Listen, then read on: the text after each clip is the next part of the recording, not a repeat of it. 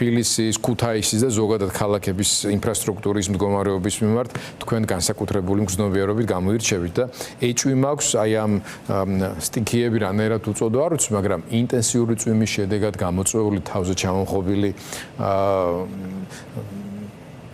აეროპორტის იქნება ეს თუ ლამის ანაკლის ღრმა წყლოვან პორტად ქცეული თბილისის ცენტრალური ქუჩების შემხედვარე გაგიჩნდათ სურვილი რომ თქვენი სათქმელის თქვათ.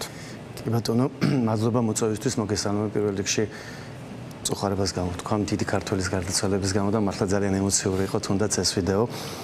რაც შეეხება თქვენ შეკითხვას თბილისთან დაკავშირებით გიორგი მოდი ესე დავიწყოთ. ის რაც ხდება თბილისში, უბრალოდ სადღაც სანიაღვრე სისტემა გაიჭედა და 9 მეტრიანი თუ 1 მეტრიანი წყალი დადგა და რაღაც ინფრასტრუქტურული პრობლემა კი არ არის.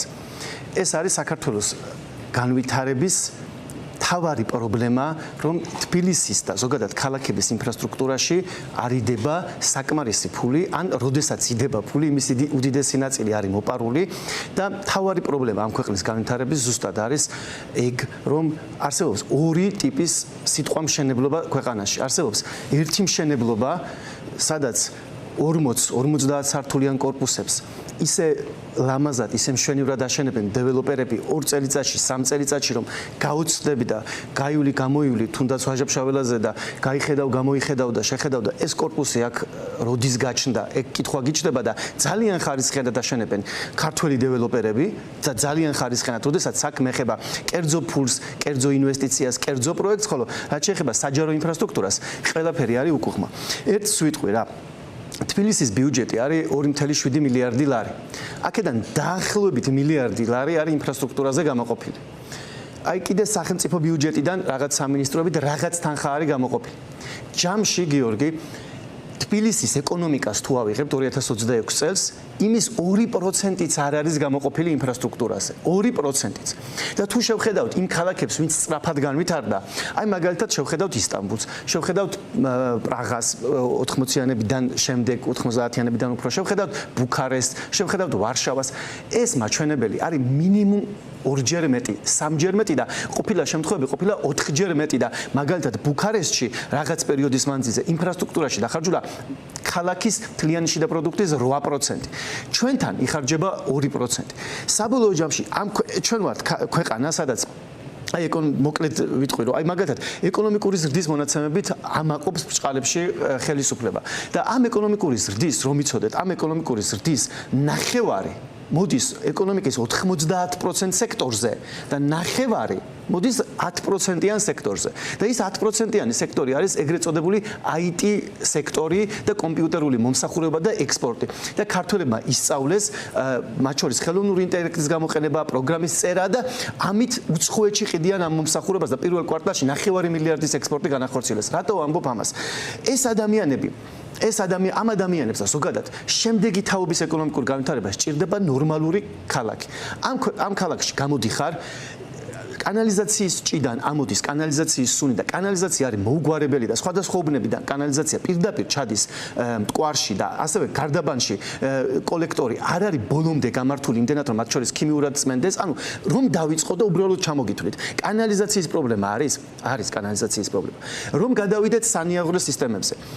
თბილისი არის მთაგორიანი ქალაქი. აქ თუ სანიაღვრე სისტემას მოაწესრიგებ, არც ტუმბო გჭირდება და არც რაიმე დამატებითი ინსტრუმენტები. უბრალოდ წყალს უნდა მიცე მიმართულება და ქალაქი არ დაიტბორება. და ჩვენ ახალ უბნებში, კი ბატონო, რომელიღაც უბნებშიო, კალაძე ამბობდა, რომ არა გვაქვს სანიაღვრეებიო. სინამდვილეში არა გვაქვს სანიაღვრეები ახალ უბნებში. თორე ძველ უბნებში არის პრობლემა არის ეს და საბოლოო ჯამში გაირკვა ისე რომ დიღომში დადგა 9 მეტრიანი წყალი და ადამიანებს იმის ეშინიათ ჩვენი მანქანები ჩანაძირად ითვლება თუ არა, იმიტომ რომ მართლა 9-მდე დაფარა წყალი. დაზღვევის სააგენტოებისთვის თავსატეხი. ამის იქით რომ გადახვიდეთ ელექტროენერგიის ხაზები, რომელიც არის დაკიდებული თუ ეს იქნება ინტერნეტის თუ სატელეფონო ხაზები, რომლებიც უბრალოდ საშია გამოკიდებული და ეს არის ასევე ყველა ევროპულ ქალაქში არის მიუღებელი, რომ გადახვიდეთ გაზმომარაგებაზე, ასევე არის უზარმაზარი პრობლემები, წყალმომარაგებაზე არის პრობლემები, პარკინგზე, გზებზე, ტროტუარზე, ყველაფერი ეს რო ჩამოგითვალეთ. ამათ ვამბობ რას ჩვენ თუ გვინდა უკეთესი ცხოვრების დონე, მთავარი გამოწვევა, რაც არის ამ ქვეყანაში, არის კარგი უკეთესი საჯარო ინფრასტრუქტურა. და როცა ყავს ხელისუფლება, რომელიც უბრალოდ საჯაროდ არ ცხოვრობს, არც ფეხით დადის, არც ჩვეულებრივ საცობში დგას, არც იმ რეკრეაციულ ზონებს იყენებს, არც საზოგადოებრივ ტრანსპორტს, ის ვერ ხვდება რა არის. საჯარო სკოლებში დაყავს შვილები, არც საჯარო ბაღში დაყავს. ზუსტად ახალი უბნები შენდება, სადაც ადამიანები ამბობენ სკოლა აგვიშენეთო და სკოლის მიწები არ არის გამოყოფილი, იმდენად უბრალოდ მტაცებულად არის ყველაფერი. რომელიც გამოყოფილი იყო კი არა, იდგა ის რომ დაანგრიეს, ის არ აღირსეს წლების განმავლობაში. 8-10 წელია გასული. ეს თემა რო შევაჯამოთ, გიორგი, თავარი რაც მინდა ვთქვა, რომ რაც არ უნდა გავაკეთოთ აწი ჩვენ საქართველოს ეკონომიკაში, ჩვენ მივახციეთ იმ ზღვარს, რომ თუ ინფრასტრუქტურული ხარჯები მინიმუმ ეკონომიკის ზომასთან შედარებით არ გაორმაგდება და თუ აქ ცხოვრება ნორმალური არ გახდება, ჩვენ გვექნება სტაგნაცია და ამის ნიშნები არის. საინტერესო იყო თქვენი კუთხე ამ პრობლემის დანახვის, რომელიც უფრო მეტად ეკონომიკაში ინფრასტრუქტურული დანახარჯების წილს უკავშირდება. თუმცა თქვენვე თქვით, რომ იმ შემთხვევაშიც კი, რომ ეს ნახები გაიზარდოს არასწორი მენეჯმენტის პირობებში, შედეგი შეიძლება ასეთი მძიმე არ იყოს, ოდნავ გაუმჯობესდეს, მაგრამ თვისობრივად არ გამოსწორდება. მივადექით ჩვენი საუბრის მთავარ თემას. უკეთესი მენეჯმენტს სჭირდება უკეთესი პოლიტიკა. ეს პოლიტიკა თავისთავად ცხადია, როგორც ცენტრალურ, ასევე მუნიციპალურ დონეზე საჭიროებს ანგარიშვალდებულების ხარისხის ზრდას. ეს პოლიტიკაში ითარგმნება არჩევნებში. EUTOS რეზოლუციას ვეხმიანები, რომელმაც კიდევ ერთხელ და არაპირულად თქვა, რომ საქართველოში ჩატარებულ არჩევნებთან მიმართებაში ძალიან კრიტიკულადაა განწყობილი, იმას დაემატა კიდევ უამრავი პრობლემა, რომელიც უკვე არჩევნების შემდგომ კანონმდებლობის გაუარესების მედიის შეზღუდვის, სიტყვისა და გამოხატვის თავისუფლების, ქუჩებში ძალადობის, უამრავი სხვა რამის გამო და პირდაპირ მოწოდება და მინიშნება და თუ ამ პირობებში, როგორც ახლა ამ სტატუს-კვოთით ჩატარდა ის არჩევნებიო, იმ არჩევნების ლეგიტიმურობა დადგება კითხვის ნიშნის ქვეშ. თქვენ რატო ხართ საინტერესო რესპონდენტი ამ ფონზე? თქვენ აქტიურობთ იმ მხრივ, რომ ცდილობთ ოპოზიციას უბიძგოთ რაღაცა ტიპის საერთო მკაფიო სტრატეგიის გამოკვეთისკენ. ოპოზიციის მნიშვნელოვან ნაწილს აქვს მიდგომა ასეთი, რომ ამ პირობებში არჩევნებში მონაწილეობის მიღებას აზრი არ აქვს და მანამდე უნდა მიაღწიონ თვისობრივ ცვლილებას იმისთვის, რომ ხალხს დაუბრუნონ ნდობა არჩევნებში მონაწილეობის. აი ეს რეზოლუცია რა მიმართულებით იქნება ხელშემწყობი ოპოზიციაში საერთო ან რაღაცა ტიპის მნიშვნელოვანი ნაწილის აზრის მობილიზებისთვის და სტრატეგიის მკაფიოების მიმართულებით. გიორგი, ჩემი აზრით ეს რეზოლუცია ამყარებს ჩემს მოსაზრებებს. რატომ? გეტყვით. მე შემიძლია გიპასუხოთ, რა უნდა იყოს სტრატეგია. მე შემიძლია მოკლედ გიპასუხოთ ეხლა, რომ სტრატეგია უნდა იყოს ბოიკოტი. აი უბრალოდ შემიძლია გითხრათ და აღარ გავაგრძელო. უბრალოდ ბოიკოტში გავიდეთ. მაგრამ ბოიკოტი თუ მუშაობს, თუ ბოიკოტი გვაძლიერებს, თუ ბოიკოტის სწორი გზა არის და თუ ამაში ეჭვი არ გვეპარება 2 წლის თავზე, მაშინ ეს იყოს გზა. მაშინ მე ვიტყვი, რომ კი ბატონო, ბოიკოტი ყოფილა გზა, მაგრამ მე ვხედავ, რომ ქართული ოპოზიციის აბსოლუტური უმეტესობა არ ამბობს ამას, რომ უნდა გავიდეს ბოიკოტში. ისინი თავს არიდებენ ამაზე საუბარს და სამწუხაროდ მიდიან ყველაზე უარესი გზისკენ. და ყველაზე უარესი გზა არის ის, რომ ბოლოს ჩატარდება არჩევნები, მთელი ოპოზიცია მიიღებს მონაწილეობას, ოცნება აიღებს 150-დან 120 მანდატზემეც, მიიღებს ლეგიტიმაციასაც, იმიტომ რომ მთელი ოპოზიციაც შევიდა და მივიღებთ ყველაზე უარეს შედეგს.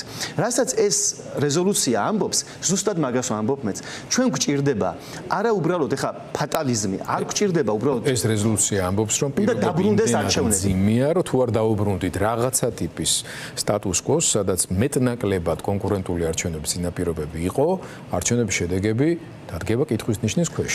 და თუ არჩევნებში მიიღო ოპოზიციამ მონაწილეობა და სრულიად ბრჭყალებში სუფთად ფურცლით, რომელიც არ ჟონავს და ასე შემდეგ, მაინც დადგება? ანუ რაღაცები უნდა მიიღებს მონაწილეობას? ხო და საქმე რა, რაღაც უნდა შეიცვალოს. თავარი ეგ არის. ანუ თავარი რა არის? მე რას ვამბობ, გიორგი? მე ვამბობ, რომ შეუძლიათ თქვენ სტუდიაში პოლიტიკოსებმა გითხრან, რომ ჩვენი გზა არის ბრძოლა. ამ შემთხვევაში შეკითხვა არის ეს ბრძოლა რაში გამოიხატება? ეს არის ქუჩაში ბრძოლა, თუ ეს არის პოლიტიკური პროცესში ბრძოლა? ქუჩაში ბრძოლას მე ვერ ვხედავ. მე ვერ ვხედავ, რომ ვინმე აორგანიზებს ქუჩაში ბრძოლას, განსაკუთრებით 4 ოქტომბრის მერე. თუ ვინმეს უნდოდა ქუჩაში ბრძოლა, ჩემი პოზიცია არის ეს, 4 ოქტომბერს უნდა ებრძოლა. ქუჩაში ვიბრძვიო, როცა იტყვის პოლიტიკოსი, თუ უნდა აორგანიზებდეს აქტივს, უნდა იდგეს ქუჩაში, უნდა ადამიანებს ემატებოდეს ხალხი და ემატებოდეს და უნდა ადიოდეს მაღლა ეს პროტესტის მუხტი, უნდა აკეთებდეს იმას საბოლოო ჯამში, რაც 4 ოქტომბერს მოხდა, რომ ადამიანებმა თქვეს, რომ არალეგიტიმური თუ არის ყაველაშვილი და ლეგიტიმური არის სალომე, გადმოვიბაროთ გასაღები. მე ვერ ვხედავ, რომ ამას აკეთებენ. მაშინ რჩება მეორე გზა. არის რაღაცა პოლიტიკური ინსტრუმენტების გამოყენების გზა. მე როდესაც პოლიტიკოსი ან სხვა პოლიტიკოსი დაგიჯდებათ აქ და დაიწყებს საუბარს, რომ აი ჩვენ კარგი ვართ, ისინი ცუდი არიან და როდესაც ჩვენ მოვალთ არ დაიტბორება ქალაქი, ხო? და ადამიანს მოწონს ეს შენი აზრები.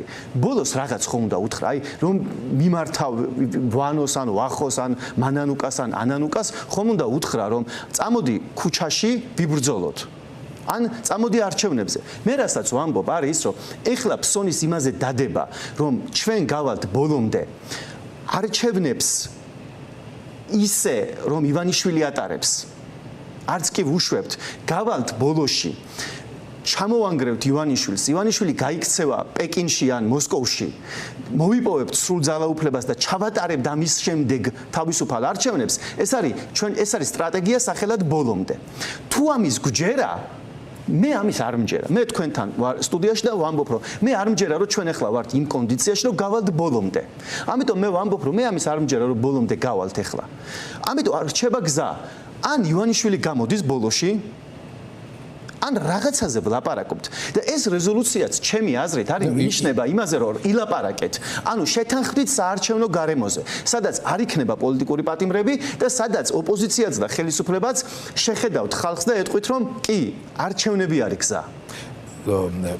მე მესმის, ხა თქვენ პოლიტიკოსი ხარ და უფრო მეტად ამკვეთრებთ ფერებს, ასე ვთქვათ. მე ჟურნალისტი ვარ და მოვალე ვარ დავინახო მათ შორის თუ არის კიდევ რაღაც სივრცე. ამ სივრცეს ხედავ თუნდაც ალიანსის მიერ გამოკვეთილ როგორც მინიმუმ გაცხადებულ სტრატეგიაში, რომ ისინი კი არ უარყოფენ არჩევნებში მონაწილეობას, არამედ ამბობენ, რომ მათ ამოცანას წარმოადგენს გაუმჯობესებულ საარჩევნო გარემოში არჩევნებში მონაწილეობის მიღება.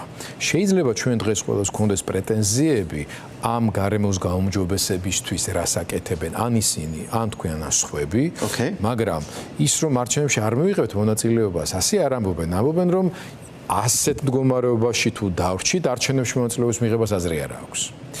თუ არის შესაძლებელი ოპოზიციურ ფლანგზე ამ ნაწილში საერთო კოორდინირებული მოქმედება ყველა მოთამაშის, რომელიც თუნდაც აპირებს არჩევნებში მონაწილეობის მიღებას, აბა სხვას რა უნდა აპირებდეს მდგომარეობაშია თქვენი დაგვირგვინებით. რომ აი ეუთოს ხაზი იქნება ეს, საერთაშორისო ძალისხმევის მობილიზება, სხვა ფაქტორები, რა ვიცი, აი ანაკლის თემიდან დაწყებული ამათი ასე ვთქვათ მოწყვლადობის ელემენტების გამოყენებით ჩვენი სამეზობლოს გავლენებით თუ ასე შემდეგ, რომ აიძულონ ივანიშვილი წავიდეს გარკვეულ დათმობებზე, რომელიც ნაწილიც იქნება პოლიტპატიმრების გათავისუფლება, საარჩევნო გარემოსთან მიმართებაში რაღაც მიმართულებებით გაუმჯობესება, რა შემთხვევაშიც უკვე ყველას ექნება საშუალება თქვას, რომ ეს არ არის თანაბარი პირობები, მაგრამ ამაში მონაწილეობა მაინც ერთად ღირს. ეს არის ჩემი ბოლო კითხვა.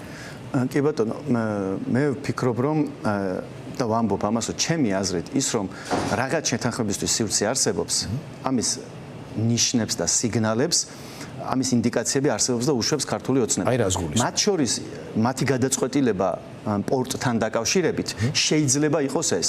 მათ შორის მათი სხვადასხვანაირი გადაწყვეტილებები პოლიტიკურ პატიმრებთან დაკავშირებით შეიძლება იყოს ეს და ჩემი პოლიტიკური პოზიცია ეს არის და ხმამაღლა ზუსტად მათ შორის თქვენ ეთერში ამას იმიტომ ვამბობ, რომ ჩემი აზრით ერთადერთი გამოსავალი არის ეს, რომ შედგეს რაღაც შეთანხმება. იქნება ეს შარლ მიშელი 2, თუ იქნება ეს რუბიო 1, ეს უნდა შედგეს. სხვა შემთხვევაში, თუ ეს არ შედგება, მაშინ ჩემი პოზიცია იქნება ესეთი. მაშინ ვთქვათ, რომ თუ არაფერი არ შედგა, არავინ არ იღებს არჩევნებში მონაწილეობას. ნუ ეს ნაკლებად სავარაუდოა. ხო და მაშინ გამოდის რომ მივდივართ გეთანხმებით. მივდივართ უარესი სცენარისკენ და მე არ მინდა წავიდეთ იმ სცენარისკენაც ერთხელ უკვე წავედით 2025-ში. როდესაც ნახევარი ოპოზიცია შევიდა არჩევნებში, ნახევარი არა და მანდატების 98% აიღო. და რაც შეეხება ალიანსთან დაკავშირებით, მოკლე რეპლიკას ვიტყვი რომ ნუ ისე ჩანს რომ ხა ალიანსი მთელს ოპოზიციას წარმოადგენს და ანუ ალტერნატივა ეგრეთ წოდებული 2024 წელს იყო 4 სუბიექტი. ამ 4 სუბიექტიდან არც ლელო, არც გახარია და არც ნაციონალური მოძრაობა ფაქტობრივად არ არის ალიანსის წევრი. ისევე როგორც საარჩევნო ნომერ 4-დან ჩემი აზრით არც ნიკამელია არ მიესალმება იმას, რომ ალიანსი არსებობდეს ყოველ შემთხვევაში არც მისი გუნდის წევრებს და არც მას არ ეს მოსაზრება არ გაუთქვამთ, რომ ალიანსის სწორი იდეა იყო. ამიტომ მე ზუსტად ჩემთვის პრობლემა არის მოჩვენებითობა. მე არ ვხედავ, რომ ეს ალიანსი არის რამის ალტერნატივა, ან არ ვხედავ, რომ ეს რაიმე არის ეს და ან რამეს მუშაობენ, ან გეგმა აქვს და ასე შემდეგ და მთავარი რასაც ვამბობ, არის ეს, რომ საბოლოო ჯამში ჩვენ რისკენ მივდივართ. თუ მივდივართ რევოლუციისკენ, გაგვაგებინეთ და გითხარით, რომ აი ხალხო ჩვენ ყველანი უნდა დავორგანიზდეთ. შენ არასწორად საუბრობ ნიკა სტუდიაში, შენ ახლა რევოლუციაზე უნდა ფიქრობდე, ეგ მითხარი და კი ბატონო, შენც თუ ფიქრობ, მოდი ვიფიქროთ მაშინ რევოლუციაზე. მივმართავ პოლიტიკოსებს და თუ ჩვენ რევოლუციაზე არ ვფიქრობთ და მე ვამბობ ამას, რომ ყველა ფიქრობს არჩევნებში გასვლაზე, ასე პოლიტიკური შეთანხმების გარეშე არჩევნებში გასვლა იქნება ხარაკირი და ეს არ უნდა გავაკეთოთ.